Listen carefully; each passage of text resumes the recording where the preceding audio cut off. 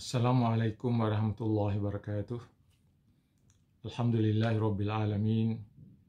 Wassalatu wassalamu ala asyrafil anbiya'i wal mursalin Sayyidina wa maulana Muhammadin wa ala alihi wa sahbihi ajma'in, amma ba'd. Kaum muslimin dan muslimat yang rahmati Allah subhanahu wa ta'ala, syukur alhamdulillah, pada hari ini kita sudah memasuki hari yang ke-13 dari pelaksanaan ibadah puasa Ramadan pada tahun ini. Nah, ini berarti bahwa kita sudah memasuki hari ketiga dari 10 hari pengampunan dosa. Jadi ini pada hari-hari ke-10, di tengah-tengah ini janji Allah dan Rasulnya akan diampuni dosa-dosa oleh Allah Subhanahu wa Ta'ala untuk mereka yang melaksanakan ibadah puasa dan melaksanakan ibadah-ibadah yang lain. Kalau 10 hari pertama kemarin adalah Allah mencurahkan rahmatnya kepada mereka yang berpuasa dan melaksanakan ibadah-ibadah yang lain.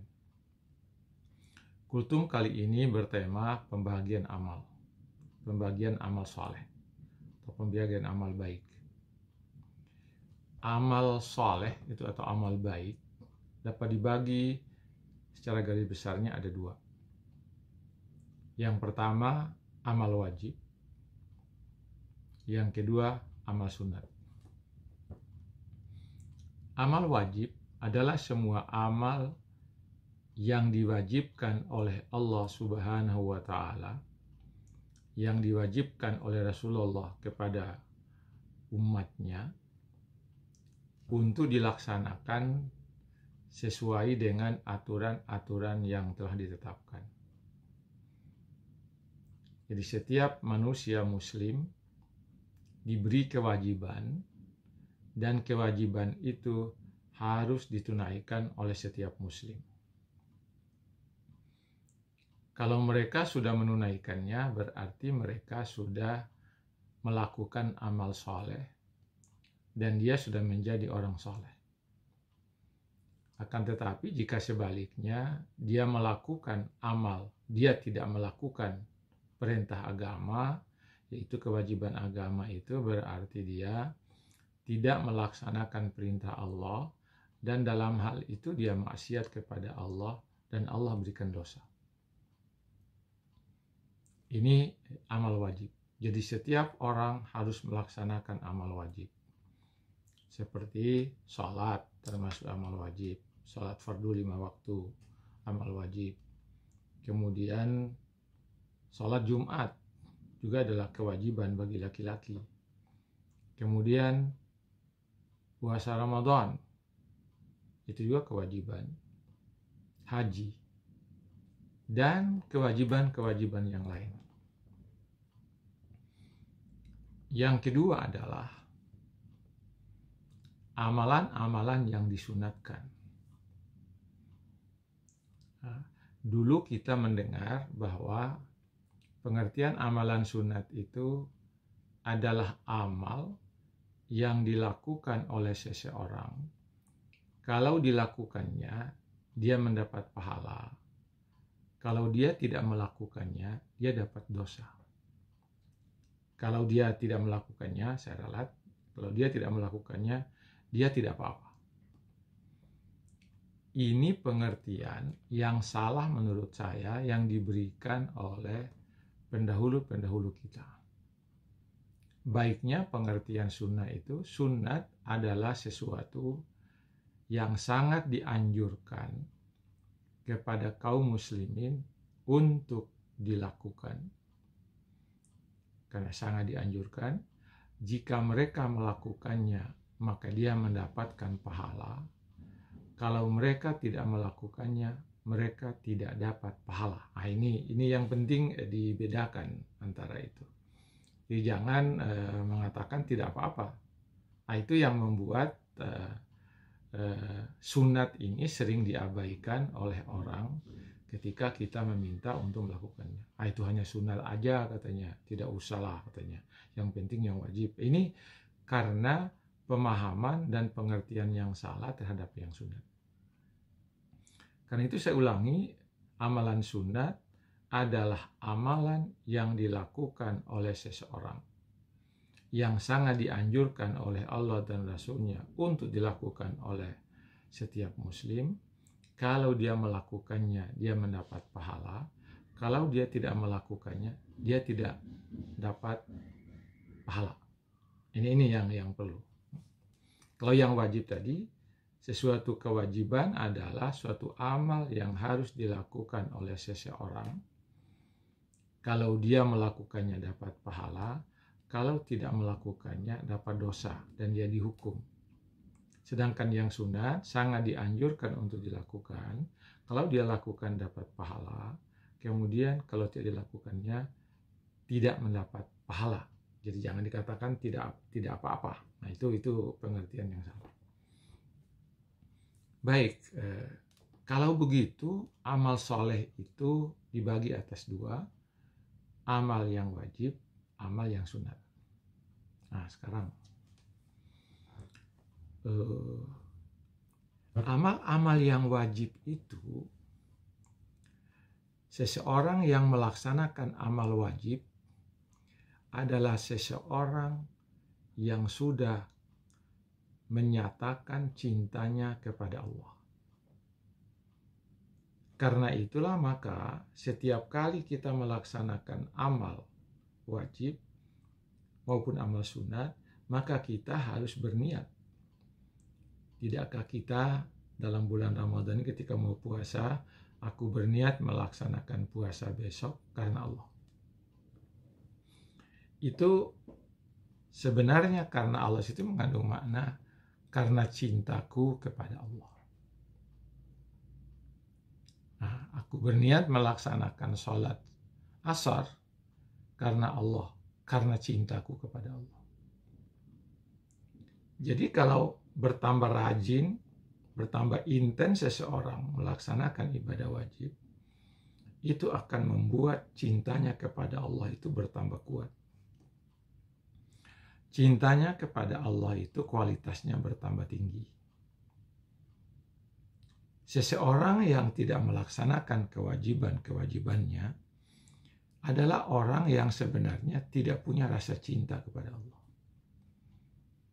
Jadi di sini letak pentingnya bagaimana amalan wajib itu menjadikan seseorang cinta kepada Allah, bertambah kuat keinginannya melaksanakan kewajiban itu, maka menjadi bertambah kuat rasa cintanya kepada Allah.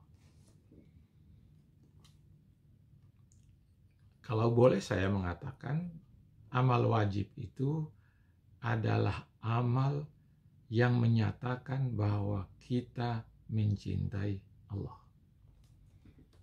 Ini ada dalam hadis qudsi, barang siapa yang mendekati aku dengan melaksanakan kewajiban-kewajibannya, maka dia sebenarnya sudah mencintai aku, kata Allah. Kalau begitu, seseorang yang tidak melaksanakan kewajiban agama, berarti orang itu tidak punya cinta kepada Allah. Amalan yang sunat, amalan-amalan yang sunat sebenarnya itu adalah amalan untuk yang bersangkutan. Kalau amal wajib itu adalah hak Allah, amalan sunat itu adalah hak untuk kita sendiri. Jadi amal wajib itu adalah untuk Allah, amal sunat itu untuk kita. Karena itu maka seseorang yang rajin melaksanakan amal sunat, sebenarnya dia sudah mendapatkan berbagai amal, berbagai kebaikan untuk dirinya sendiri.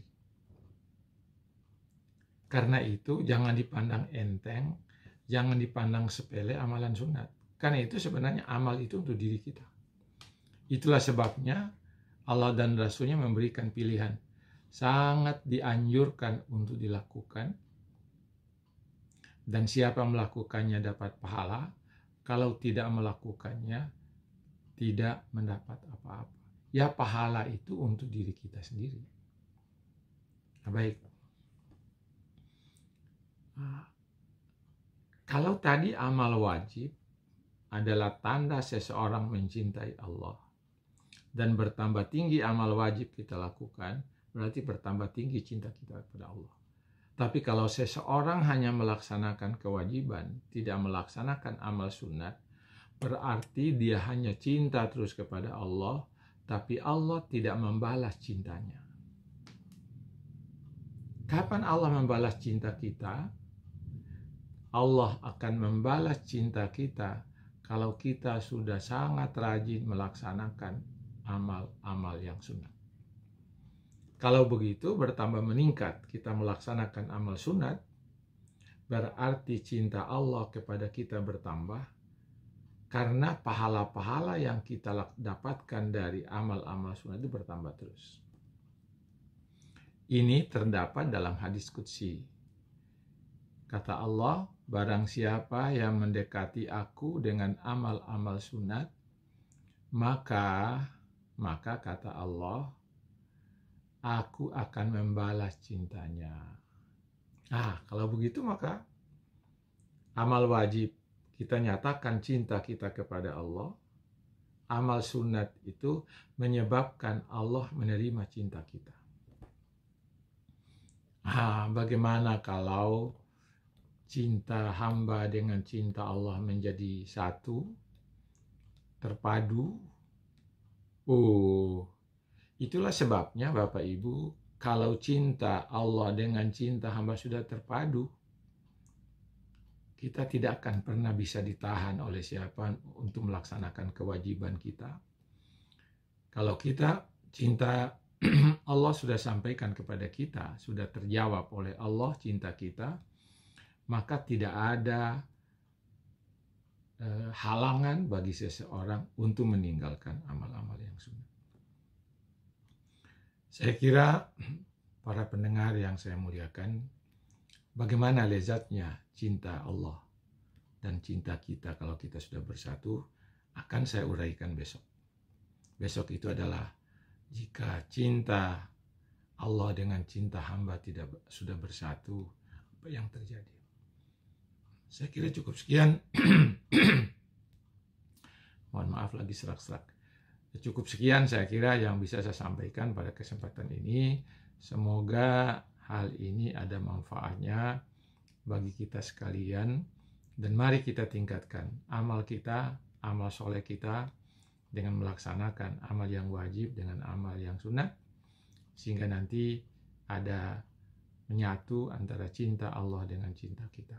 Insya Allah nunggu besoknya untuk kenikmatan cinta kalau sudah dua cinta telah terpadu. Terima kasih. Lebih dan kurangnya mohon dimaafkan. Assalamualaikum warahmatullahi wabarakatuh.